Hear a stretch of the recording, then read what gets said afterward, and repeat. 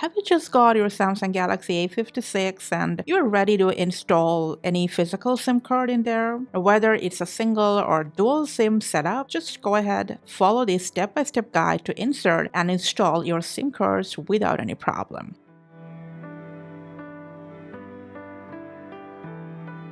Now, before we go, it's better if you just go ahead and turn off your device for, safety purpose. Now, first, what we're going to do is just grab the SIM ejector that came with the box. Now, you can use any other tool like a paper clip. Usually, people use it all around the world.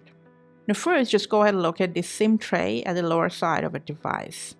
Now, be careful not to damage the mic section right next to the SIM tray. Now, just go ahead and grab your SIM ejector and push it gently through this hole. The tray will pop out. All you're going to do is just carefully drag it outside. Now grab the SIM, and what you're going to do is just place it in the SIM tray. And make sure the edge is placed into this cutout in the SIM tray. If you've got dual SIM, just flip the SIM tray and insert another SIM like the same way. And when you're done, what you're going to do is just gently push the tray into the SIM tray until it attaches properly. Now, if you've turned off the device like us, just turn it back on.